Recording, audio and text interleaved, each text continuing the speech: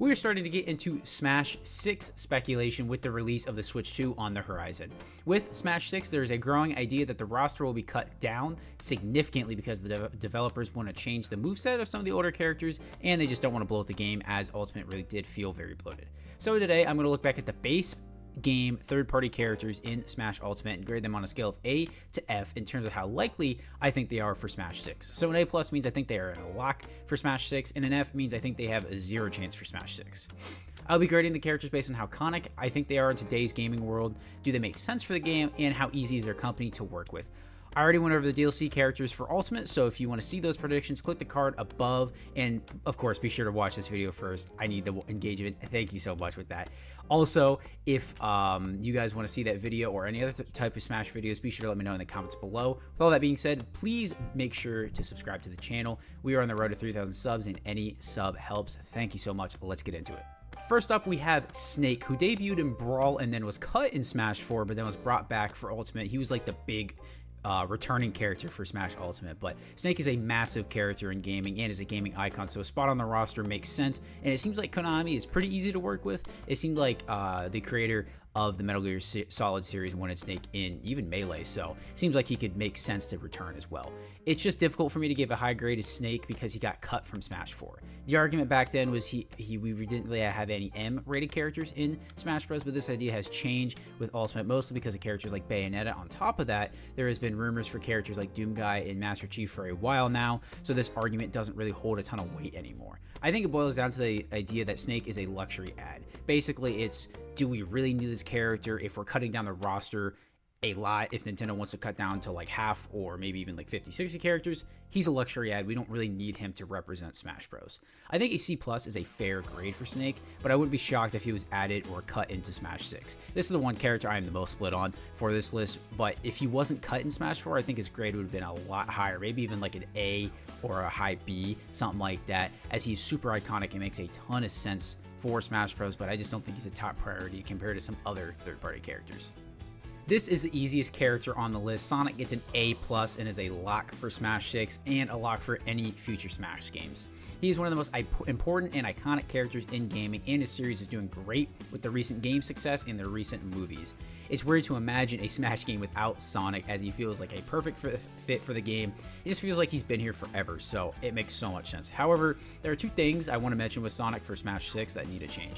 First, we need a new Sonic rep, as it's too popular of a series to not have two characters. It was weird that nobody else got added in Ultimate. My vote would be for Shadow with his new Doom powers from Shadow Generations. That would be super sick. Second, Sonic needs a complete moveset revamp. Not only does his moveset suck from a character representation standpoint, but it is a horrible competitive moveset for Smash Bros. So I think that needs to be a priority for Sonic in Smash 6. Overall, Sonic is an absolute lock for Smash 6 and feels safer than most Nintendo characters in the roster. I think he has a chance to make it even over a lot of Melee or Brawl veterans at this case. He has a easy shot. He's an icon of gaming. His series is doing great. It makes perfect sense to put Sonic in Smash 6. I give it an A+, super easy pick. So next we have a very controversial pick, a character that could really go both ways. We have Mega Man up next. Mega Man falls under the camp of fitting great into Smash Bros, but not being super popular in today's gaming world. The Mega Man franchise is pretty dead, and the most recent game being Mega Man 11 was very mid, at least in my opinion. Still, Mega Man is a gaming icon and still should have a presence in Smash. Capcom should be pretty easy to work with, so I don't think that'll be an issue. I think it boils down to how deep of a cut does Nintendo want to do with the roster for Smash 6. If they cut like 20 characters, then Mega Man will be fine. But if they go 50, 45, half of the roster, I'm not super confident Mega Man makes it, but I think it's fairly unlikely that they'll do this. That seems like a drastic cut from Smash Ultimate. I just don't think they're going to go that deep of a cut, especially with how successful Smash Ultimate was. I don't think it makes a ton of sense. He has a really important legacy with Nintendo being on the NES era, even the Super Nintendo era too, so I don't think that really is a concern. I think he has just a great chance, but not like an amazing chance. So I'll go with a B+ for Mega Man. Super popular, great history. He also had one of the most hype reveal trailers in all of Smash Ultimate, or Smash history, so I think it just makes sense. There's a slim chance that he gets cut, but I think a B+ kind of represents that, maybe even an A-, but I'll still go with the B+, because I could see it. I could see a world where he's cut, but I don't think it's likely, so we'll go with B+. That makes sense. I think we have another easy one here with Pac-Man, and I'm giving him an A+. difference with him compared to someone like Mega Man is that he is the retro video game character. He is like, you think of retro video games, you think of Pac-Man first. He is an icon. Even if he never gets a new game, everybody knows who Pac-Man is, and he belongs in an all-star cast like this. He's one of those adds to Smash that you didn't really think about before he was added, but now that he's in, you can't see Smash without Pac-Man. Also, if Bandai Namco is helping with the next Smash game, then I see no way that he doesn't get into the game, mostly because he's kind of like their mascot, even though they don't do a ton with him now. It's Pac-Man. There's really nothing else I could say about it. He's a staple of gaming, a staple of Smash, and like I said with Sonic, I think Pac-Man has a better chance of getting in than most Nintendo characters. I see no world where Pac-Man doesn't get in. I think an A+ grade makes perfect sense. He's got the legacy, he's got the Smash legacy, he's been in 2 games now. It's an easy slam dunk pick, maybe even more than the Sonic pick, but Sonic is a little bit more relevant today, so Bandai Namco is super easy to work with. Even if they don't develop the next Smash game, it doesn't really matter. Pac-Man is in. Checkmark that, book it, A+ for Pac-Man. We have another super safe character for Smash 6, and that is Ryu. Ryu is an icon of fighting games, and yet again just feels right to be in Smash Bros. He's owned by Capcom, so it should be pretty easy to work with to put Ryu in the game, so that's another plus for him. Ryu is constantly getting new games, Street Fighter 6 being the most relevant and popular in today's world, so he has the recency bias. I'm sure Street Fighter 6 will be around for a little bit. That just makes sense. Street Fighter also has a long history with Nintendo being one of their main franchises on the Super Nintendo with Street Fighter 2, and Street Fighter 6 getting a port on the Switch 2 also adds that fire as well. Overall, I think Ryu has a super strong case for Smash 6. If it wasn't for one thing, and that is I think other Smash characters deserve a little bit more of a chance to be in Smash than he does. He still absolutely deserves to be in Smash 6, but I think other characters like Sonic, Pac-Man have a little bit more weight than Ryu does in terms of the overall feeling of Smash Bros, right? So this is still a very small complaint, so I give Ryu an A grade here. I see really no way he doesn't make it into Smash 6, but maybe if Nintendo, like I said before, if they're really cutting down on third parties or really cutting down the roster, he could miss, but I just don't really see a world where that happens. I gave him an A over an A+ because I think, like I said, Pac-Man and Sonic have that just like a little extra priority. They're like perfect. They cannot be missed for the next Smash game. I think Ryu could if they really wanted to, but I also think he's a better chance than Mega Man, mostly for current day relevance. I know Mega Man and Capcom, you know, they're both like just struggling right now. Mega Man is just not doing well, so I think Ryu has that extra weight, and I think he has a higher grade, should have a higher grade than Mega Man. But overall, Ryu is, I think, almost an absolute lock for Smash 6. Next, we have one of our 2 Echo Fighters for this video, and the first one is Ken. Now, the Echo Fighter gimmick was super cool to see in Smash Ultimate. I hope they do bring it back, but it's unclear if they will. If they want to cut down the roster and the overall bloatedness of the Smash Ultimate roster, then I think Echo Fighters would be the first character to go, in my opinion.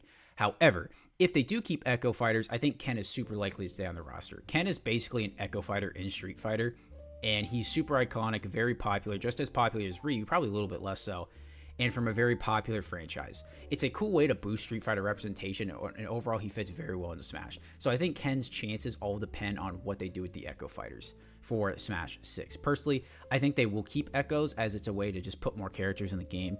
It's basically just clones, but you can just say, oh, it's Echo Fighters, and it's not really clones, right? It's a better idea of a clone, right? So I'll give Ken a B-, which may seem a little high, but I think he's too iconic for him not to be in Smash Bros.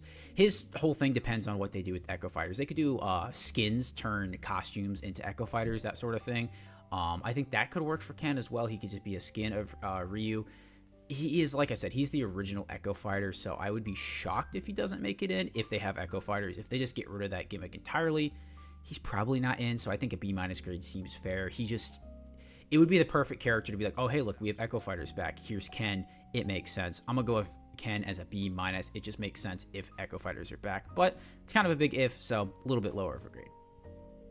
Next up, we have my main in Smash Ultimate. We have Cloud, and we get to play the Square Enix game again for Smash Bros. For the context behind this is that Square is notoriously difficult to work with because they are very protective of their IPs, and Smash is no exception. We know now that out of the base game characters for Smash Ultimate, Cloud was the last one to get added, mostly because Square Enix was being very stingy, and he wouldn't be a DLC character, so they wouldn't get any profit off of it, allegedly. I don't know, but which is why so many of the DLC characters in Smash Ultimate were Square characters, because a lot of them are highly requested. Sora, Hero, and Sephiroth were all super highly requested characters. And Square Enix is like, sure, if they're DLC characters, put them in the game. So I think Cloud might not be in the base game of Smash 6, but I think he would all, like, basically slam dunk be in as a DLC character. Cloud is super iconic, very relevant today, especially with the remake trilogy, so all that checks out, but don't be shocked if Cloud is missing from the base game roster of Smash 6, but then shows up as a DLC character later on. I feel like he kind of has to be in the game, but it's weird. I don't know with Square Enix. I feel like if that was out of the picture, he would be an A+. He's too iconic not to be, but I'll give him an A-. The Square Enix thing gets in the way a little bit, and I don't think he'll be in the roster off for it, but he'll be a DLC character down the road. So that's just my take on it, but honestly, this one could sway really anyway. I think he could be an A+ pick, and I wouldn't bat an eye, right? But hey, that's just my opinion. Let's move on to the next character. We have our last Smash 4 newcomer being Bayonetta. Now, I think she is one of those characters on the roster that isn't super popular in the grand scheme of gaming, but those type of characters are needed in Smash Bros. Characters like Ness and Captain Falcon, so I'm not going to completely disregard Bayonetta in this case. However, I think she still does have a slim chance of returning in Smash 6. Bayonetta feels like an extreme luxury ad, like I was talking about earlier with Snake. Bayonetta is like tenfold of that, right? She isn't super popular to warrant a spot over other characters like Mega Man or Snake, so it's kind of tricky in that regard. I hate playing this card, but again, if Nintendo's going to cut down the roster by like 20 characters even, I think Bayonetta would be one of those 20 characters to go. Maybe I have a closed-minded approach to this. I'm not super familiar with this series, but I think her chances for Smash 6 are very, very slim. When she was added in Smash 4, it felt odd, as everyone knew she wasn't the most requested character on that ballot, but she was the most realizable character with the relationship with Sega and Nintendo, so it just kind of made sense. If Smash 4 did better in sales, or if the Wii U did better in sales, there's a chance Bayonetta wouldn't have made it at all into Smash Bros, and we wouldn't be having this conversation. So I think overall a D grade is fair, as I think it could happen, but I highly, highly doubt it.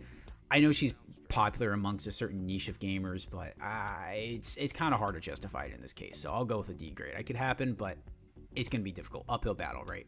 Let's move on to the next character.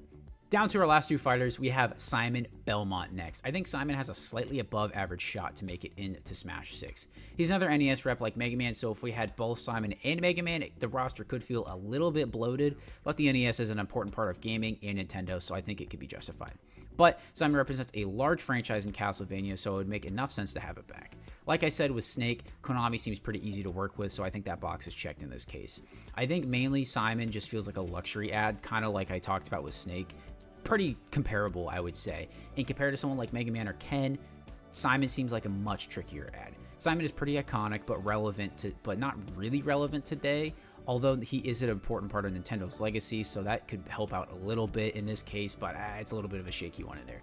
Overall, Simon is in the camp of could seem like a Smash staple, but if Nintendo were to chop the roster by like 30, he probably would be cut. I think a C+ grade is fair for Simon, slightly above average, so like a 55 to 60% chance. It's just unknown if Nintendo's going to cut down the roster by this much. But like I said, he would be top 30. He would go in that case. I'm not super familiar with Castlevania, so this could be maybe a miss. Maybe he has a much better chance, or, who knows, maybe they even add someone like Alucard instead of Simon just to represent Castlevania. So it could be adjusted as need be. Like I said, not super familiar with the franchise, but let's move on to our last character. If Simon was about a 50-50 chance to make it into Smash 6, Richter is like a 30% chance. Richter is the Echo Fighter that I was talking about earlier in the video when I was talking about Ken. He is the second one in this list. I think he has a super, super slim chance to make it into Smash 6. The reason why Ken was higher rated than this was because of how iconic he is, and even if the Echo Fighter idea is still in Smash 6, I don't know if Richter comes back.